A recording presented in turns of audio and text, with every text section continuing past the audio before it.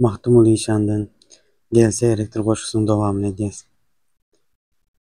Yiğitler yaşıl taç koyar başında, Yusuf cemalında, İsa yaşında, Davud'un ornunda 30 yaşında, her kim öz sevdiğin alsa gerektir.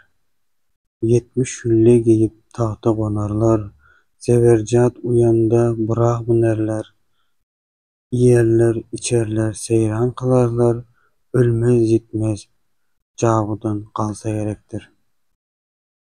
Mahtumul İşan'ın Gelseydi koşkusunun devamı.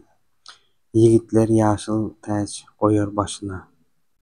Yani yaşıl taç koyar başında. Cennetteki nimetlara yiğitlerin bundan önkü küplerinde yiğit koşa bir yaşa gelse gerektirdi. Yani hem kim bir yaşa geli. Eğer cennete girip başaran insanların hemmesi bir yaşa geli. Sonda yiğitler yaşıl taç koyar başında diye.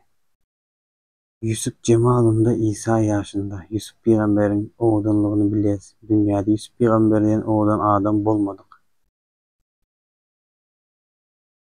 İsa peygamberim öýlenmän ýaş giden garyp maşgalada ýaşap oňa bir tejawüzle öldürilen peygamber. Öleni aslında Allah Taala gatynaýy berdi.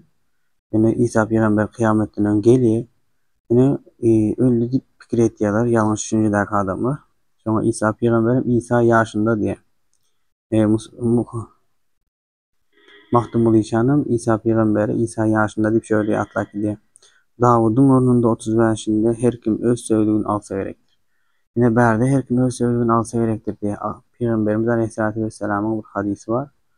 Kişi söylediğiyle bile diýdi kıyamet günü. Her kişi öz söylediğiyle bile haşredilýär, soraga çekilýär. Dünyada kapırları soýup olary desteklen bolsaň, o dünyada olarla bile hasaba çekilýär.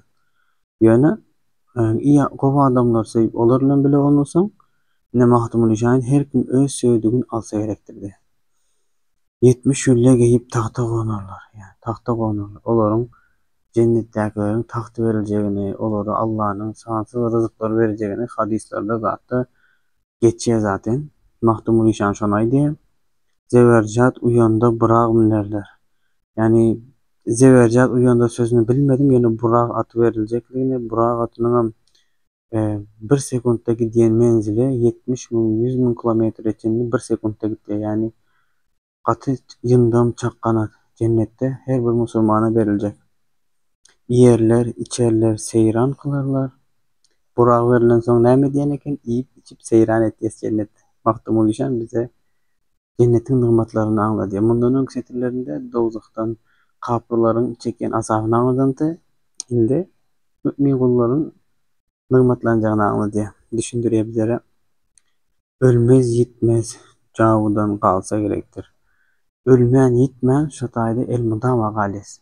Şu rızıkların içinde ne ölüm var o yerde, ne vakat var. Ebedi durmuşda galis. Şoň üçin şoňa ýetişmek kyn däl gardaşlarym. Rabbimizin hükümlerini tutup, onun aýdan edip ýaşaýman hiç kyn däl.